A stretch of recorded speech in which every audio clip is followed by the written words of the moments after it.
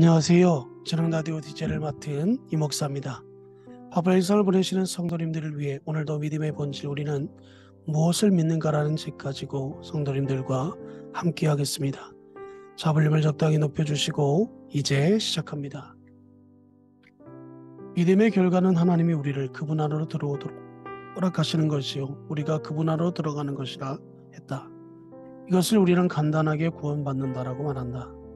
신약에서 구원이라는 말은 죄를 용서받는 것과 결부되어 있으며 율법적인 범죄를 넘어선 개념으로 쓰인다. 그러므로 예수님이 12의 혈루증을 고생하던 여인에게 따라 내 믿음이 너를 구원하였으니 평안히 가라. 내 병에서 놓여 건강할지어다 라고 하신 것은 단순히 질병에서 낫다는 것만을 의미하는 것이 아니라 그녀가 죄에 놓여 자유롭게 된 것을 뜻한다. 신약에서 사용된 구원이라는 단어에 상응하는 히브리어는 예샤로, 구약에서는 구하다, 돕다, 자유롭게 하다라는 의미로 많이 사용되었다. 이 단어는 어떤 대상을 보다 넓은 장소로 데려다 준다는 의미에서 구원이나 구출을 가리키기도 한다. 사도행전 16장 30절에서 바울과 실라가 지진으로 감옥문이 열렸는데도 도망하지 않는 것을 보고 간수가 그들 앞에 엎드려 선생들이여 내가 어찌하여 구원을 받으리까라고 묻는 장면이 등장한다. 이때 바울과 실라는 주 예수를 믿으라 그리하면 너와 내 집이 구원을 받으리라고 말해주었다. 이 구절에서 구원이라는 어원을 가진 같은 단어가 2번 사용되었다. 그러나 간수가 사용한 구원이라는 단순히 그 상황에서 어떻게 건짐을 받을 수 있겠는가 하고 물은 것이고 바울은 신학적 의미에서 구원을 말했을 것이다. 그러나 성경 어디에도 구원이 예수 믿고 너무 단순한 것이라고 쓴 원색적인 표현은 없다.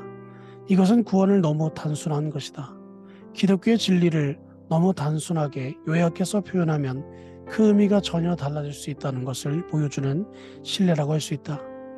믿음 생활은 이민자의 삶이다. 요한복음은 이 세상에 사는 사람들을 죄로 인하여 이미 심판받아 죽어가는 존재로 그리고 있다. 그리고 예수 그리스도를 믿는 자들은 심판과 멸망으로부터 건진받는 것이라고 밝히고 있다. 하나님이 그 아들을 세상에 보내신 것은 세상을 심판하려 하심이 아니요 그로 말미암아 세상에 구원을 받게 하려 하심이라. 그를 믿는 자는 심판을 받지 아니하는 것이요 믿지 아니하는 자는 하나님의 독생자의 이름을 믿지 아니하므로 벌써 심판을 받은 것이니라. 그러므로 요한복음에서 말하는 영생은 현재적 구원이자 동시에 영원히 계속되는 영원한 구원이다. 현재와 영원을 구분할 수는 없다. 다만 한 가지 조건이 있다. 현재 믿고 있는 한이 그것이다. 과거에 믿었느냐의 문제가 아니다. 이런 의미에서 기독교적 시간은 언제나 현재다. 이것을 영원한 현재라고 한다. 예수님도 그러므로 내일 일을 위하여 염려하지 말라. 내일 일은 내일 염려할 것이요 한날의 괴로움은 그날로 족하니라고 하셨다.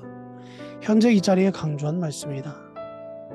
하나님이 세상을 이처럼 사랑하사 독생자를 주셨으니 이는 그를 믿는 자마다 멸망하지 않고 영생을 얻게 하려 하심이라. 하나님이 그 아들을 세상에 보내신 것은 세상을 심판하려 하심이 아니요 그로 말미암아 세상이 구원을 받게 하려 하심이니라. 요한복음 3장 16절에는 영생을 얻게 하려 함이라고 했고 17절에서는 구원을 받게 하려 하심이라고 했다. 그럼에도 요한복음은 구원이라는 말보다 영생을 얻는다라는 데 더 강조점을 두고 있다. 과연 영생을 얻는 것과 구원받는 것은 어떻게 다를까? 구원받는다 또는 구원받을 것이다 라는 말에서는 모종의 특혜를 받아 어떤 소유물을 소지하게 된다는 느낌이 강하게 풍긴다. 또한 구원받았다라는 말 자체도 어디로부터 건진받았다는 단회적인 일을 강조하는 측면이다.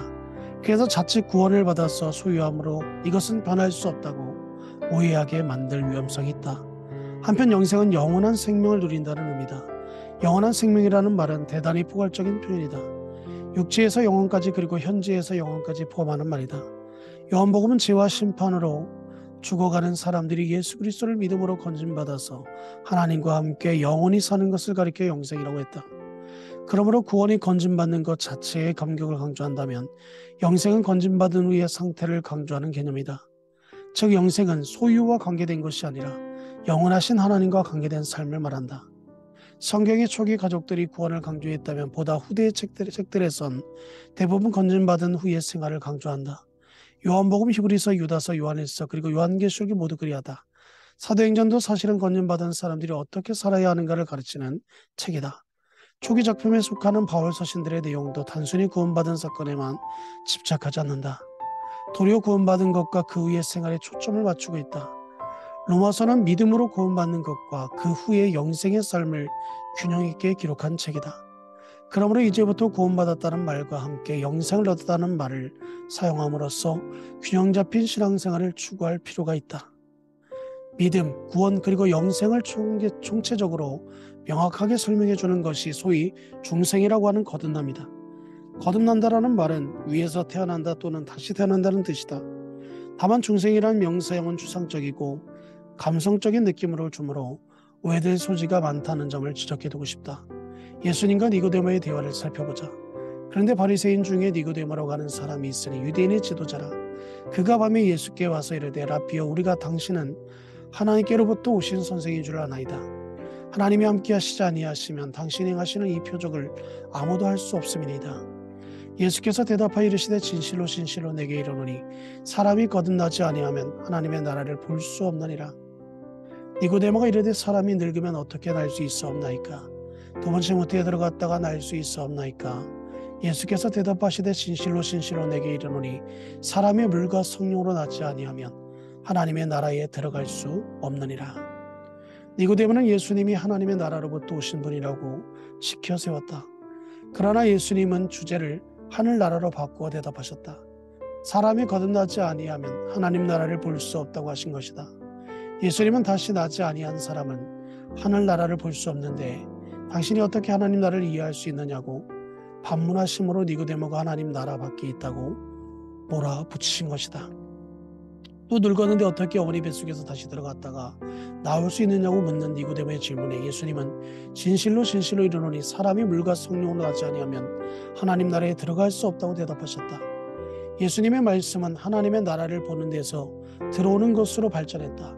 하나님 나라는 볼 수도 없다고 하신 데 이어 하나님 나라에 들어가는 길은 두 번 태어나는 길이라고 하신 것이다. 그런 다음 예수님은 다시 태어나는 것이라는 육에서 영으로 태어나는 것이라고 자세히 설명해 주셨다. 육으로 난 것은 육이요 영으로 난 것은 영이니 내가 내게 거듭나야 하겠다는 말을 놀랍게 여기지 말라. 결국 거듭나는 것은 하나님 나라로 옮겨지는 것을 일컫는 말임을 알 수 있다. 이 말씀에 의하여 영생을 얻는 것은 다시 태어나는 것이고 그것은 육의 몸에서 영의 몸으로 다시 태어나는 것이다. 동시에 이 세상에서 하나님 나라로 들어가는 것이며 이 세상의 존재가 영원한 존재가 되는 것이다. 그리하여 하나님과 함께 영원히 사는 것이다. 그런데 여기서 있어서는 안 될 중요한 암시가 또 하나 있다. 그것은 니고데모가 늙었는데 어머니 뱃속에 들어갔다가 다시 태어날 수 있느냐고 물었던 점에서 찾을 수 있다. 거듭난다는 말은 하나님 나라에서 어린아기로 태어나는 사람들은 가난아이기 때문에 이제부터 젖을 먹고 자라야 한다. 즉 영생을 얻는 자는 구원받은 사실로부터 출발하여 젖을 먹고 자라고 성숙한 하나님의 사람이 되기까지 노력하고 힘써야 한다는 의미가 포함되어 있는 것이다.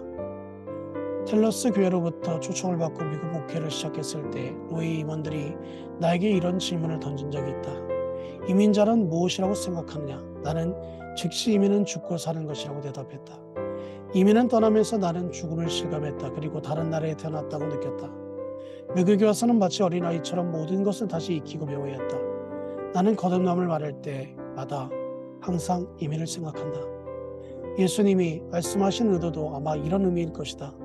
바울도 예수 그리스도를 믿고 사는 것을 이 세상과 전혀 다른 나라로 옮겨 사는 것이라고 말했다. 우리의 시민권은 하늘에 있는지라 거기로부터 구원하는 자 곧 주 예수 그리스도를 기다린다. 오늘로 말하면 거듭남이란 이 세상에 살던 사람이 하나님 나라 안으로 이민 간 것으로 해석할 수 있다. 지금까지 믿는다는 것은 개인의 믿음을 수여하는 것이 아니라 예수 그리스도를 통하여 이루어지는 하나님과의 관계를 가리킨다는 것을 살펴보았다. 요한일서를 다시 한번 인용해본다. 우리가 보고 들은 바를 여러분에게도 선포합니다. 우리는 여러분도 우리와 서로 사귐을 가지기를 바라는 것입니다. 우리의 사귐은 아버지와 또 그의 아들 예수 그리스도와 함께하는 사귐입니다. 우리가 이 글을 쓰는 것은 우리 서로의 기쁨이 차고 넘치게 하려는 것입니다. 요한일서 1장 3절에서 4절 세번역 성경. 이것으로 이 목사가 추천하고 대신 읽어주는 라디오를 마치겠습니다. 오늘 하루도 건강하시고 행복하시기 바랍니다. 감사합니다.